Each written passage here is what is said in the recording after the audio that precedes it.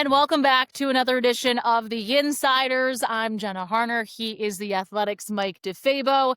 And the Steelers, Mike, are in the midst of a 2-game losing streak. When we were putting together this little outline that we put together for this podcast, I believe the verbiage you used was Steelers defense -- WTF. Yeah, that's exactly what it is. I mean, I don't know how to if there's a way to overstate how underwhelming this defense has been. Coming into this year, we heard so much about they could be historic. They could be one of the best defenses of all time. They would be a top 5 unit. They are one of the worst, if not the worst defense in the league. And that might sound like a hot take you would hear somebody say on the radio, but it's not. It's just a fact. It's the reality of the situation that right now the Steelers are giving up some of the most yards, some of the most passing yards, some of the most explosive plays in so many different statistical categories. They're falling short right now. And it was interesting. I think I go back to, I believe one of the NFL insiders tweeted like the AFC North with where they're at right now.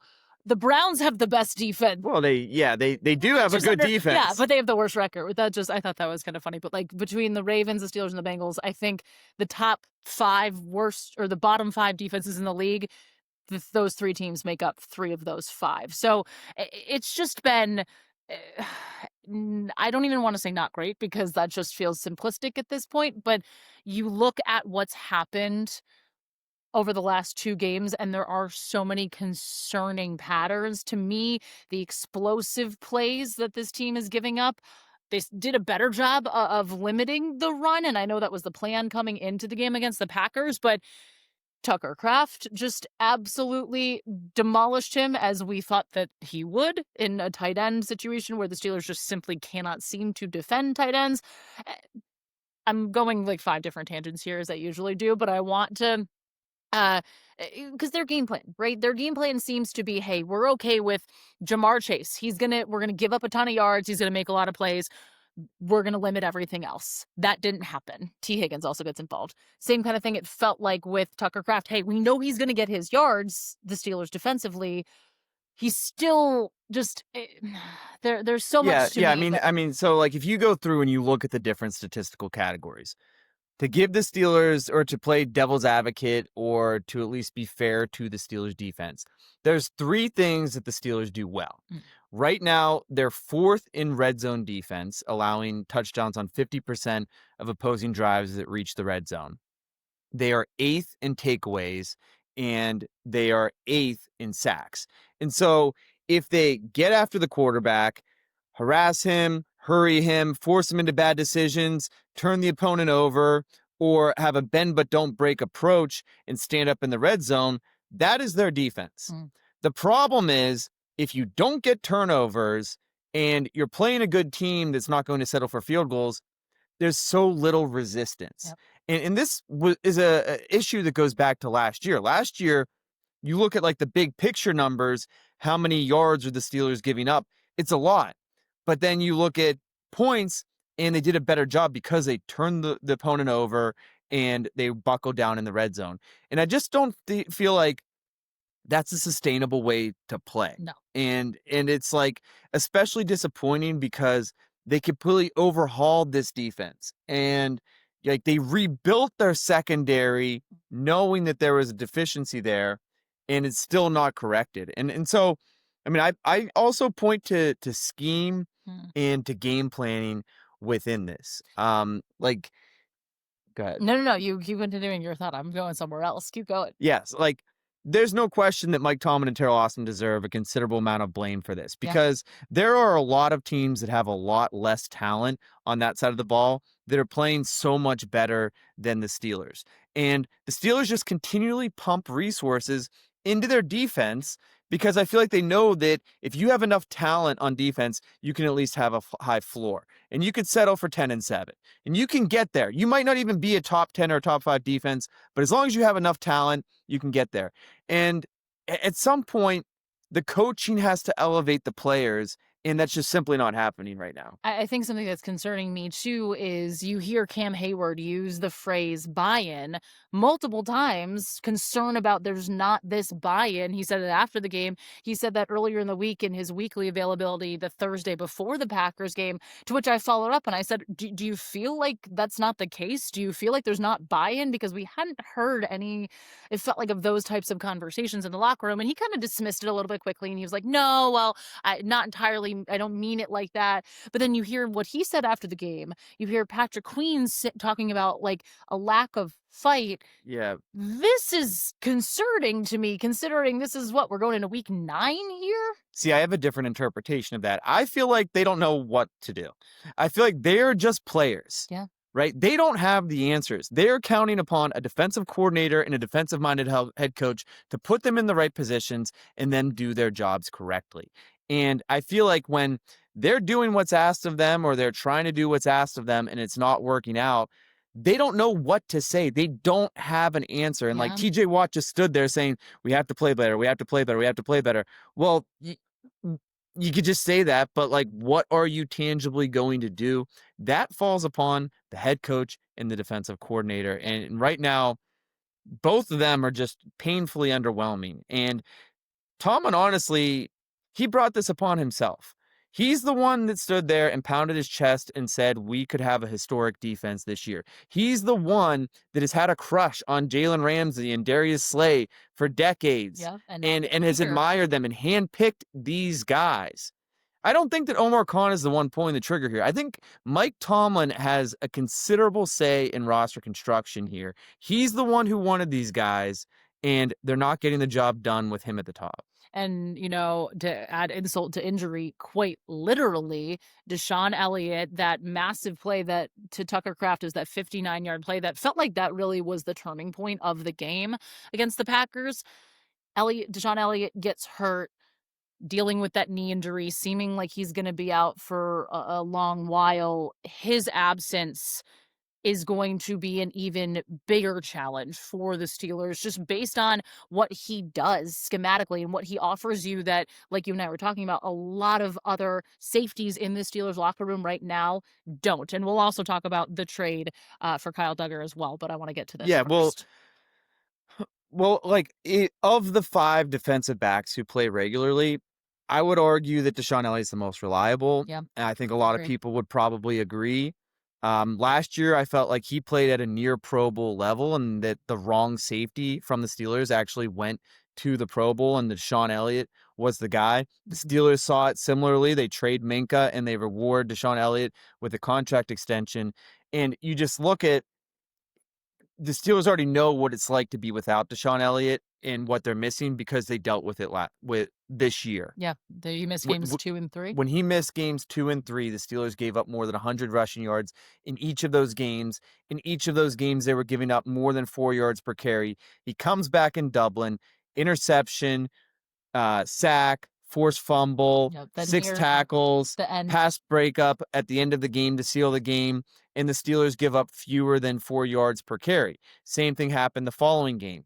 And then even you look at the difference between Deshaun in the game on Sunday against the Packers versus when he was out. Yeah. They're allowing something like 2.4 yards per carry with Deshaun in the game. They only allowed 7 points. Deshaun gets hurt. All of a sudden now they've got nothing. They're averaging, I think it was like 5.4 yards per carry on 19 rushes after Deshaun got injured. They give up, of course, 3 touchdowns on 3 possessions. And so they needed to do something, and they did. So, they went out and they acquired Kyle Duggar, former Patriot. He was a 2nd-round pick in 2020. Here's a good stat for you, Jenna, from the Stats and Information Department.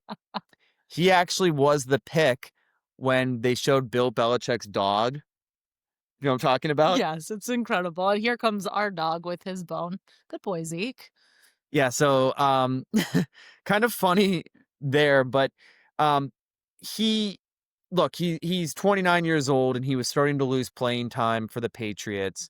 And so the optimistic view would be, hey, maybe he didn't fit into Mike Vrabel's vision or his scheme, or he didn't mesh well with him. I mean, the other way to look at it is like, he's probably not what he once was at 29. He apparently endured an ankle injury last season that kind of lingered, and now he's not as quick as he once was. So I think it still makes sense for what the Steelers gave up. They gave up what, a sixth or A sixth round pick. 6th round pick, got a 7th in return, I Yeah, believe, if may have been that's a little right. a pick swap at the end of that.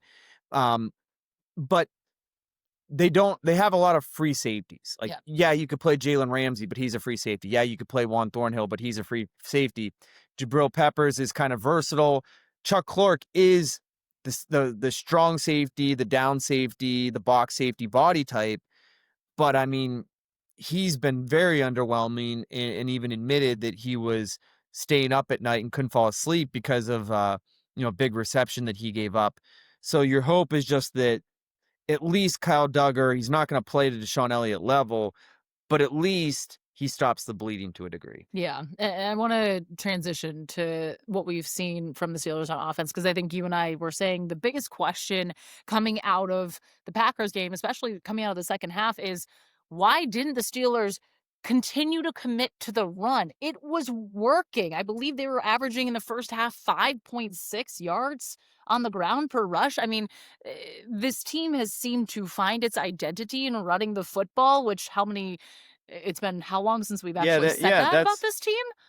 But to me, I just why did you go away from it? That was my biggest question after the game.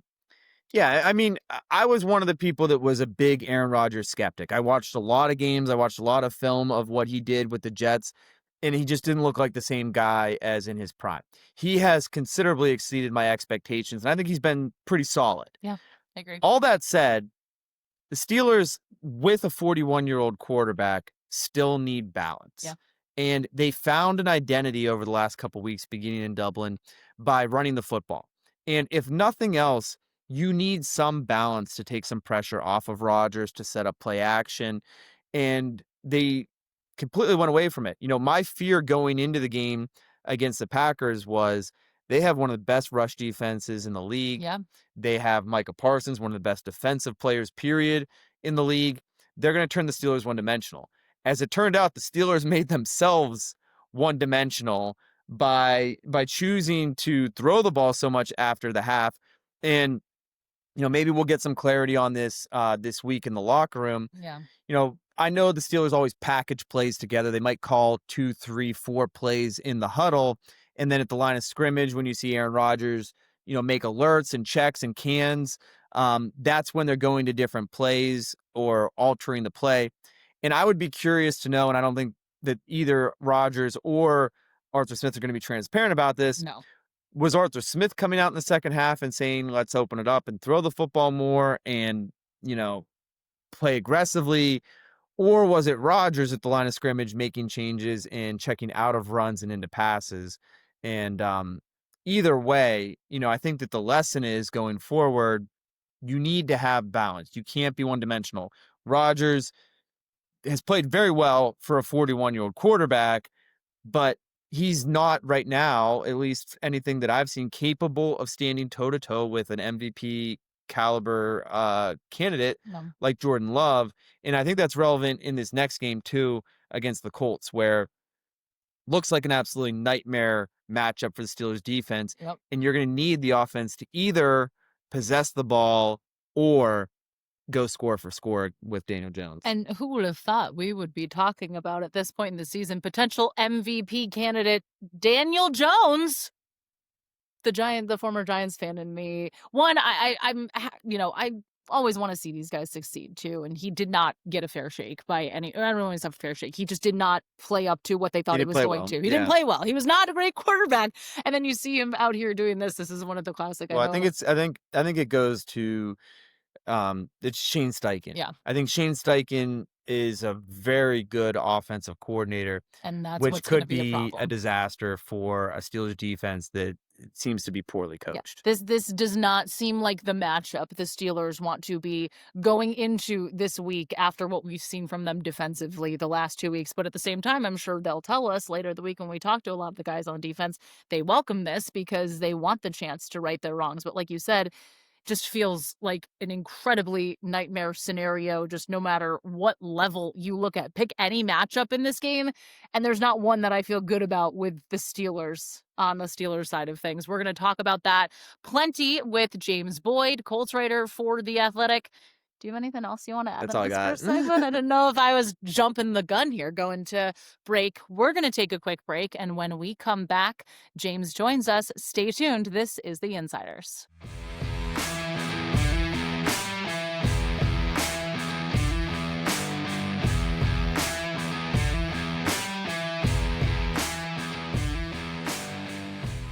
And welcome back to the Yinziders podcast. We are now joined by Colts beat writer for The Athletic, James Boyd. James, thank you so much for taking some time. I feel like we just have to dive in with the fact that this Colts team is 7-1, and I don't know if there was anybody at the start of the season who looked at this team and said, hey, yeah, this team is going to be 7-1 when we're going into week 9 here. Did you think that there was any realm of possibility coming into the year this team was as good as they are right now?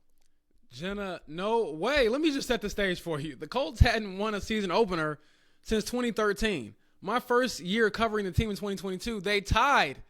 So I had to have this stupid stat every year where they don't have like a winless streak. It's just it's a winless streak, not a losing streak to open the season. So they hadn't won a season opener in forever. They hadn't been 3-0 since 2009, and et cetera, et cetera. And you look up and they're 7-1. And I thought if there was any realm of them even having like a winning record at this point in the year, it will be because JT is going off, Jonathan Taylor, but Daniel Jones is more like a game manager.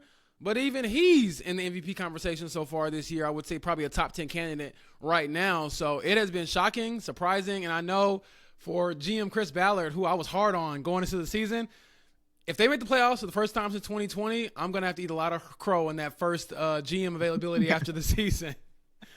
That's great. Well, I think it all starts with the decision to bring in Daniel Jones, because obviously they draft Anthony Richardson, top 5 pick, and there's all kinds of hype and expectation around him.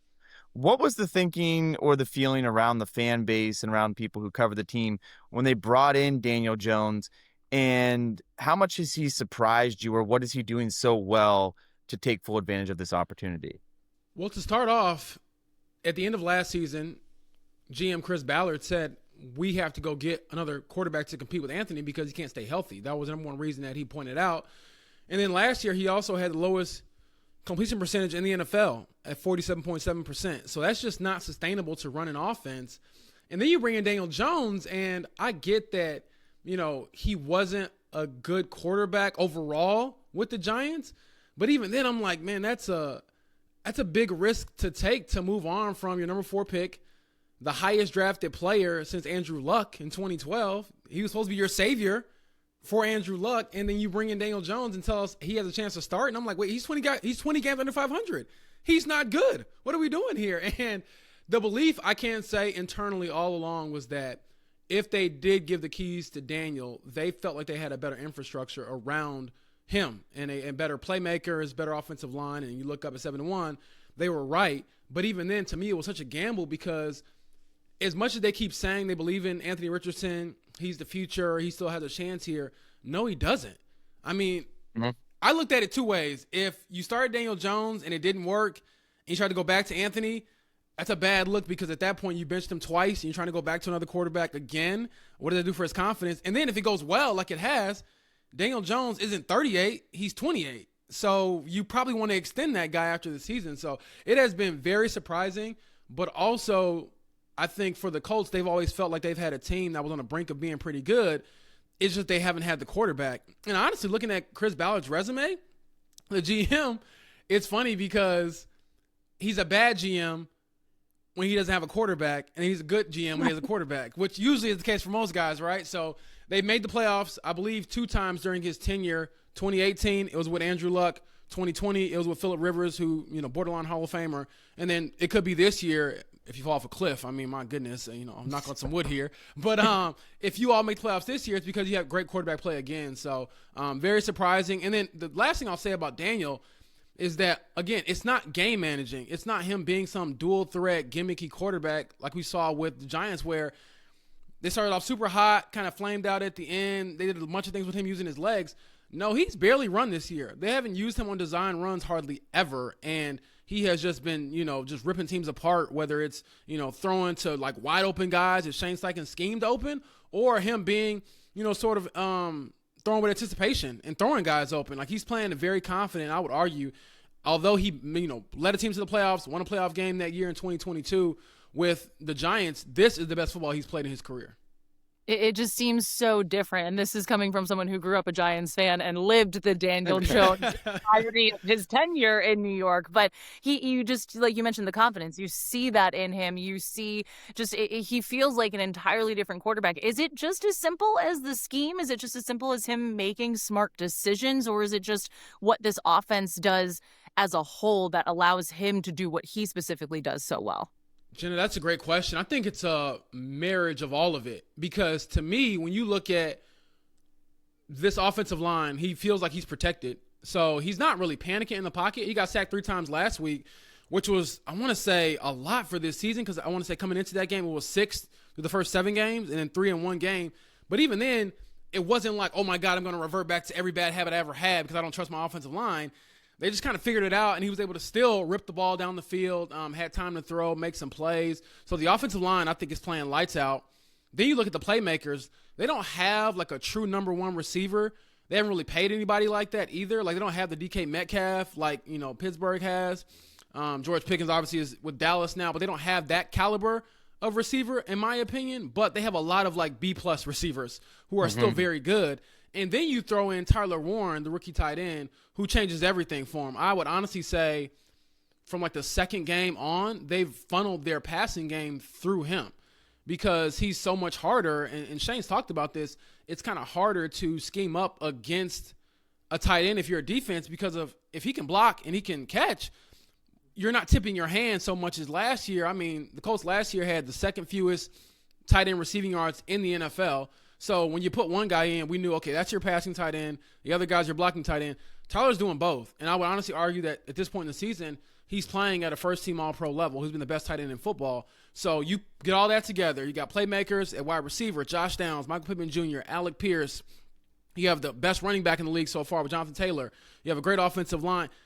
You have to pick your poison. And for Daniel, it's like, okay, I'm going to make sure that, at the very least, I'm prepared. So I've heard all these stories, you guys, about, how obsessive he is. John Taylor being in the breakfast line at practice or before practice, and this guy's telling him before he's even gotten his bacon, hey, make sure you remember this check that I got for you. Saturday nights, after they go through their last little meetings, hey, I got one more thing I want you guys to go over.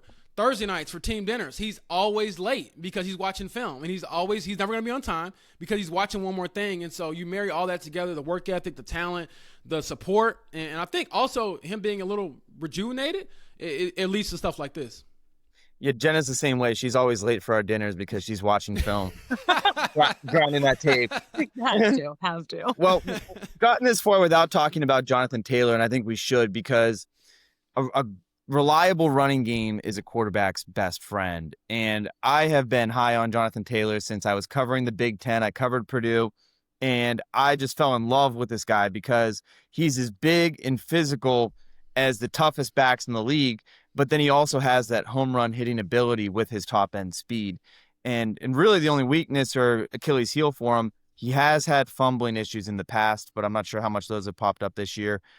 Jenna from the Jenna Harner Stats and Information Department has some stats to rattle off for you on how great he's been this season. I mean, you look at his numbers. He's first in the league in carries and rush yards and rushing touchdowns. I know there's the back and forth between him and James Cook, depending on who's playing in the 1 o'clock window and who's playing in the 4 o'clock window.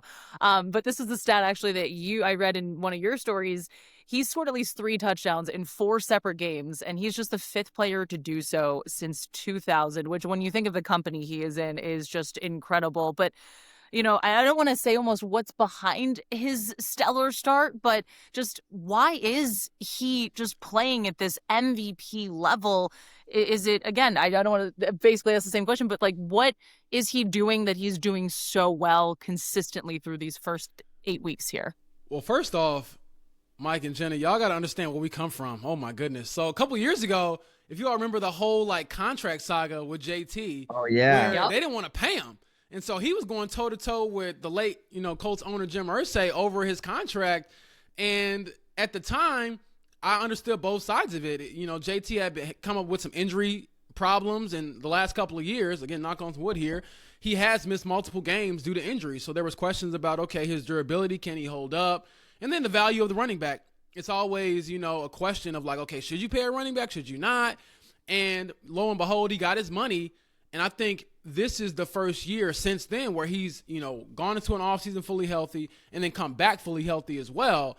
And he looks like a different player. And so this is a guy who won the league rushing title in his second year, was a first-team All-Pro in his second year in 2021. And if you ask him or anybody else, he's better since then. So to me, it comes down to health. Number one, he's healthy and he feels good. But two, I also think that Daniel kind of helps him with like a little bit of a cheat sheet, because even beyond like the running, because we know how special a runner he is, he's been better at pass catching and much better at pass blocking, because that was one of his biggest Achilles heels too. I mean, this guy would get quarterbacks blown up to the point where last year they didn't trust him on third down. They wouldn't even put him in. If it was late in the game, I remember they had a game in week 2 last year in Green Bay. They were trailing. They didn't play him in the fourth quarter of that game, and he had 12 carries like a $102 through 3 quarters, and they benched him essentially because they didn't trust that he could hold up in pass protection or catch the ball out of the backfield. That's changed so much. And so you look at JT, man, I think that he feels, one, a bit disrespected to a degree. Like, hey, you talk about all these other great running backs, where's my name? And then like you said, Jenna, when you look at just the overall totality of his career, it is Hall of Fame-esque. I mean, this is the guy who, I'm looking at the list of running backs who've won MVP since 2000. It's Marshall Faulk. It's, Damian Tomlinson. It's Sean Alexander. And then it's Adrian Peterson. And so far, JT's on pace right now to score 30 touchdowns this season. And he would join LaDainian Tomlinson as the only running back to ever do that in the history of the sport. So to me, yes, I think he's a legit MVP candidate. He's playing at a higher level, but it's a marriage of great offensive line, being healthy, and then also, like he says, just trusting the checks and the reads that Daniel's going to make, because, we've heard from Shane, he sends Daniel to the line with about 3 plays. So it's not like they know, okay, we're going to run this exact play. It's looking at the defense and then realizing, okay, if I don't have this pass, I'll just check to this run. I'll check this other play. And it's worked out well for everybody involved. I've had a lot of respect for Shane Steichen over the years, and he has on numerous occasions, for lack of a better term, eaten Mike Tomlin and Terrell Austin's lunch with guys like Gardner Minshew and guys like Joe Flacco. Yep. And I always felt like he was a really good offensive coordinator who maybe just didn't have the right quarterback to fit his system. Now he's got a quarterback to go along with the running back, to go along with the tight end. And as a result, this offense is averaging 34 points per game. What is the weakness on this offense? Like, where are the Steelers going to gain their edge when you look at this? Because I don't see a lot of areas where the Steelers match up well against this team, especially the state that the Steelers defense is in right now. Yeah, it isn't good. And honestly, the fan base around here is excited for it because they feel like, okay, this is a chance for them to get another statement win, because a lot of the conversation now is like, oh, who have you beat? Right. Well, I'm looking at the point differential, and it's like, okay, who have you beat? But like, how have you beat them? Because they beat the crap out of bad teams, which is a sign of you being a great team. Yeah. But as far as weaknesses with the offense, that's a question we've all kind of been asking ourselves. I mean, all the questions about this Colts team right now are like, how are you going to upgrade the defense perhaps before the trade deadline to make them better? Because offensively, you can do anything. Like I said, Daniel Jones. Oh, by the way, we're talking and raving about, Jonathan Taylor, 3 touchdowns again the other night or the other day against the Titans. He's up to 14 total touchdowns this year. But Daniel Jones had 3 passing touchdowns and a career-high passer rating of 136. And I think I've mentioned him in like the last paragraph of my story. So I don't know what else to say. I think they were kind of desperate for a tight end. They got the perfect home run pick with Tyler Warren, and he doesn't act like a rookie, doesn't play like a rookie. It's funny because him and Daniel Jones are so boring, but they're so good. So I'm forced to talk to them every week. So I'm usually talking to other people about how good they are because they don't say anything about themselves or what's going on. I think Tyler Warren's worn the same Penn State hat since he got drafted, and I'm like, you can honestly wear something different if you want to. Daniel Jones, like I said, not much personality there either. But to me, a lot of the offense just comes back to the quarterback play and how consistent it's been. And they were looking at anything to be better than Anthony Richardson, quite frankly. And I was a guy who thought they should have started Anthony Richardson. I did not believe in Daniel Jones, but I couldn't sit here and tell you all with a straight face, oh, they get the same results. No way. I mean, this is the throws that Daniel Jones are making, the timing, the accuracy, giving his guys a chance, and then not making mistakes. He's only had 3 turnovers this year. In 6 of the 8 starts so far, he has had no turnovers at all. So even his couple of bad games have still been good enough for you to go out there and win with. And so it's just an onslaught. If you take away one guy as a receiver, there's another guy coming open. And I think Shane right now feels like he's at his best because he has a quarterback that can do everything that he kind of envisioned. And it's funny we get him off the record every Friday, which I won't get into all of that, but it's just funny seeing his eyes light up about certain situations that might present themselves when it comes to defenses or opposing teams, or even just seeing the joy that he gets from seeing certain guys succeed. So I'm sure he'll have some things cooked up for the Steelers. Yeah, well, he's probably licking his chops looking at that Steelers defense right now because, let's see, diving into the Jenna Harner stats and information department. Right now, the Steelers are 32nd in passing yards allowed per game. They're 30th in yards allowed per game, 31st in first downs allowed. They give up explosive plays at one of the highest rates in the league. They're 24th in third down. And so really, when you look at the Steelers defense, they're top 10 in sacks, top 10 in turnovers, and top 5 in red zone. And so their whole thing is bend but don't break and just wreak havoc, sacks, splash. And if they don't do that, they can't get off the field. And that's what I think is going to be a big problem. But let's go ahead and transition over to the defense, because to me, as I look at this matchup, the Steelers, I think, are going to have to score points if they're going to contend with the Colts. What's the state of this Colts defense right now? What are some of their strengths and what are some of the areas you think the Steelers might be able to exploit? Well, this is where I do think if you're going to win this game, if you're the Steelers, it probably has to be a shootout where you just get the ball last and you outscore them, because this Colts offense, I feel like they can roll out of bed and probably score 27. So you can't really get away with not putting up points. But defensively, there are positions you can expose. I think the Colts pass rush has been underwhelming this year. They don't really get after the quarterback. I know they probably I think they were top 10 in sacks last time I checked. However, if you look at sacks per pass attempt, they're in the bottom half of the league. They're not really that great at the volume at which they get after the quarterback and get them on the ground. They're a second wave pass rush. If you hold on to it, most pass rushes, usually you can get home then. But they never really surprise you. Their best defensive pass rusher is a defensive tackle, DeForest Buckner, on the interior defensive line. But as far as defensive ends go, they don't really have a dude. I know Latu was drafted very high a couple years ago. He's been underwhelming. I want to say he has 1.5 sacks through the first 8 games of the year. That's not going to really cut it. They're always around the quarterback, all these advanced numbers. And I try to give a little grace there and do all the smart football things, but it's if you're a defensive end, we all know legacies get decided by how many sacks you had, not how many pressures, right. And, how many times you blew on the quarterback or almost got there. So right. that to me will be, I think a weakness for looking at this Colts defense is, can you just force them to basically play from behind and have a chance to, or force them to rather rely on their pass rush when they can't really and haven't really done it all year. And to your point about the Steelers, the Colts are kind of similar where if they get a takeaway, they're fine. If they don't, they're not fine. They're third and long. They've been really bad this year. Their linebackers, in my opinion, can't cover in space. So middle of the field is always, kind of there for other teams to kind of take. And I think Aaron Rodgers you look at the quarterbacks they faced, he's probably the second best, if not the best, along with Matthew Stafford, at making you pay, across the middle of the field and winning those matchups. And then also in the secondary, they're banged up, man. They're relying on guys who, coming into the year, they just didn't really want to hand the keys to. They had a cornerback retire because he was not playing so well, Xavier Howard. They were so bad, they signed Xavier Howard and basically said, you're starting. And 4 weeks in, they were like, wait a second, you're not doing too good. And he said, I know, peace out, and retired. So you look at injuries, their top cornerback, Javarius Ward, he remains out with a concussion. He got a weird fluky concussion during pregame warmups a couple weeks ago. Ran Oh into a yeah, I guy. remember that. Yeah, and that was his second concussion in like 6 weeks. So he's on IR.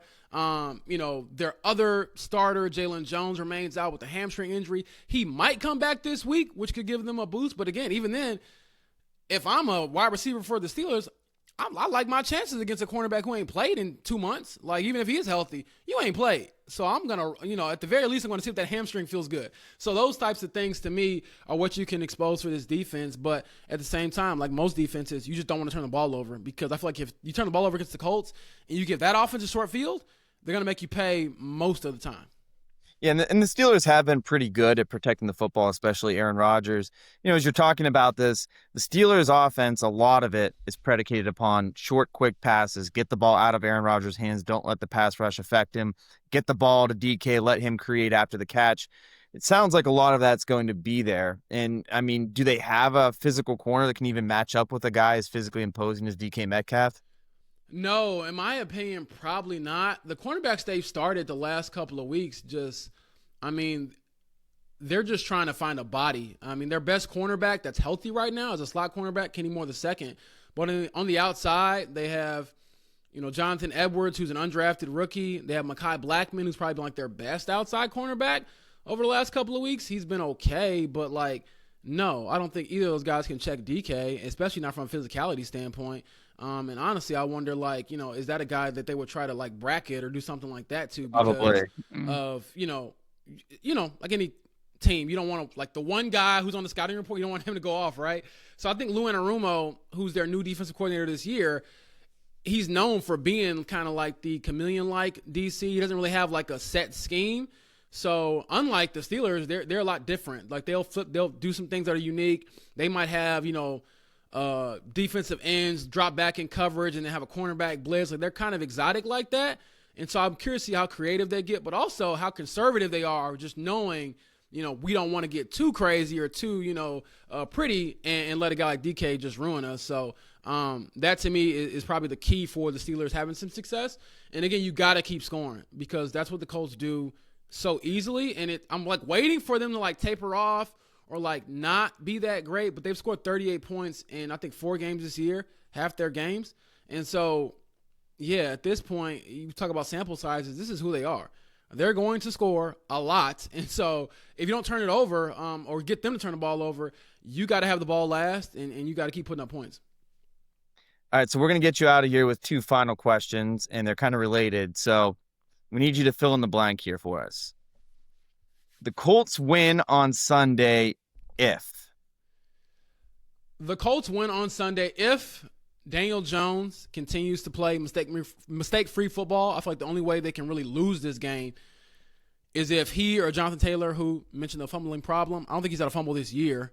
So if they continue to play clean football, it'll be hard, in my opinion, for them to get so many chances offensively, not turn the ball over, and then not score. So if they take care of the ball, good opportunity for them. And also get a takeaway. I feel like this team, I want to say they had a takeaway in maybe – I want to say it might be every one of their games they've had a takeaway. I could be mistaken on that, but either way, they do take the ball away at a pretty decent rate. So if they do that, you get an advantage there as well. So that to me is probably the keys to victory, and obviously just everybody staying healthy. And now we have to flip it, and the challenge is to not just say the exact opposite, but the Steelers win this game if? Aaron Rodgers reminds everybody what a real franchise quarterback looks like. I think he has to have a day. Daniel Jones, I think everyone's buying into it now at this point, but there's still levels to quarterback play. And I feel like Aaron Rodgers is somebody, if he's looking so much better than he was last year. I watched him with the Jets last year out in New Jersey, those frauds who call themselves the New York Jets, the New Jersey Jets. And he couldn't move. So the mobility this year is a bit, not alarming to me, but it looks like the old Aaron Rodgers. So I think he has to have a huge day. And I think you have to get a couple of turnovers just to keep that offense from the Colts from really catching on fire. They're going to score, even if they have a couple of, miscues, but you don't want to get to a point where Shane's the type where they get the ball, they're probably, going to take it and try to go score and put you down, and you're in a hole for the rest of the game. You want to go out there and put some pressure on them and make them have to play perfect. And also remember that, all of this is still relatively new for the Colts. I don't think they've had a lot of they've had like tests and they've passed a lot of them so far, but I think they're trying to establish who they are and some of that confidence there. And I still think to a degree, Daniel Jones has to come down to earth somewhat. Like JT, I trust a lot. If you keep him at bay, you got a chance. But Daniel, I'm like, if I had to pick somebody to falter a little bit, it's probably the quarterback who prior to this year was 20 games under 500 for his career.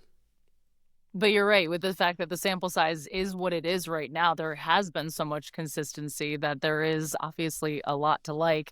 Well, James, your insight, your knowledge has been beyond appreciated. Please let people know where they can find you, they can follow you, they can read all of your fantastic articles and other fun stuff that you do. Yeah, I feel like I don't sleep, right? Do the Colts thing at The Athletic, so check that out always.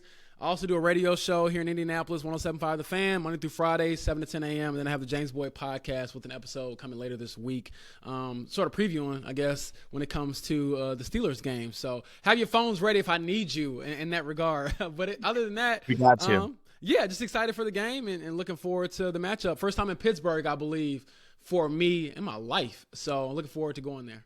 We'll get you a Permane Brothers sandwich. Don't worry about it. We'll take care of you. We'll deliver on the good recommendations. All right. Well, thank you so much. Stick with us. The Yinziders will be right back.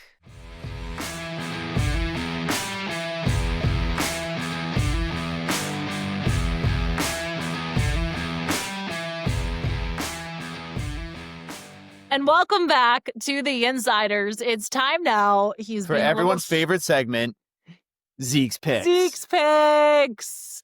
He's really cuddly. He's like trying to lay flat on you and take a nap currently. He's been doing so well with his bets. We have to actually look at how he's done over the season. We need to compile that. For those who remember, though, Zeke was probably, other than like the most diehard of diehard Colts fans, on the Colts train before anybody this season. This guy right here.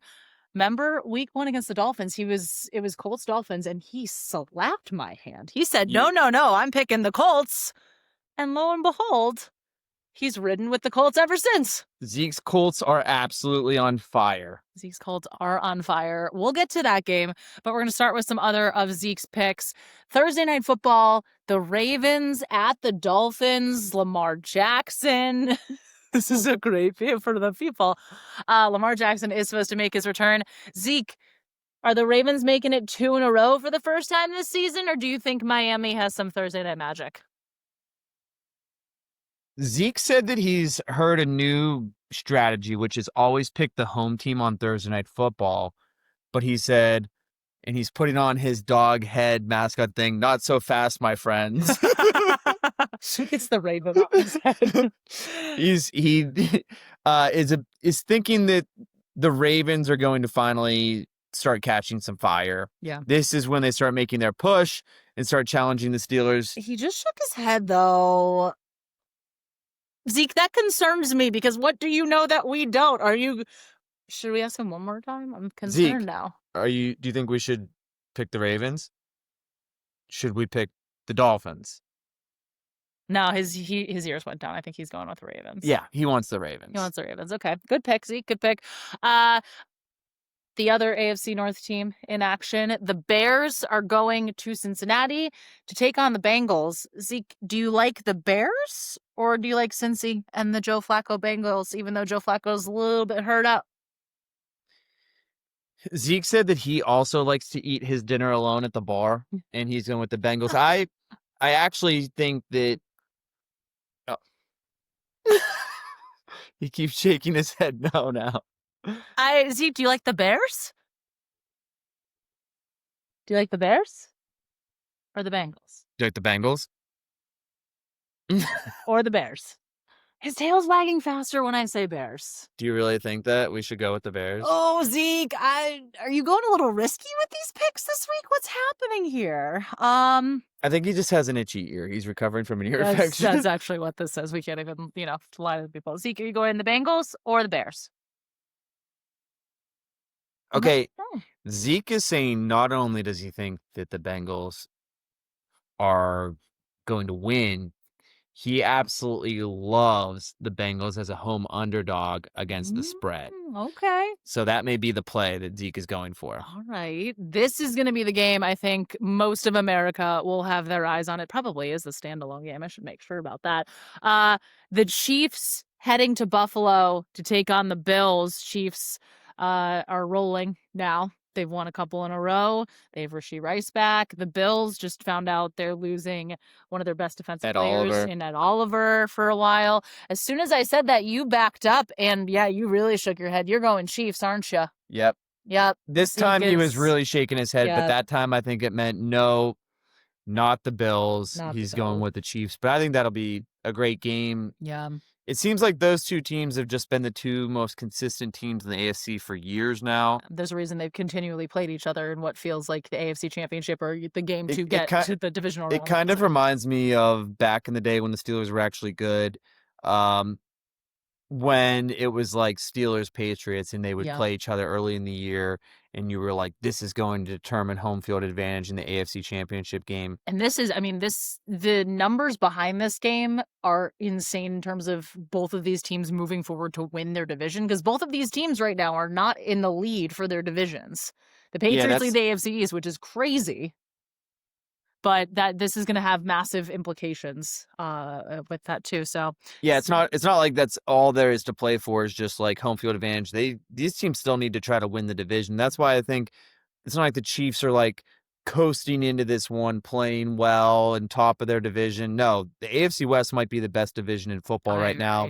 I could see 3 teams getting in the playoffs from that division. So the Chiefs need to keep winning, and I think that they will. I think that they will too. I think that offensively they're really starting to hit their stride a little more. And I think that defense is a little bit, I don't want to say underrated, but just not talked about in the way that we talk about some of the great defenses in the league. So I mean, they are a great defense because they had so much firepower offensively for so many years that they were able to pour resources into defense. They hit on some picks, and they've got a great defensive coordinator in Steve Spagnuolo.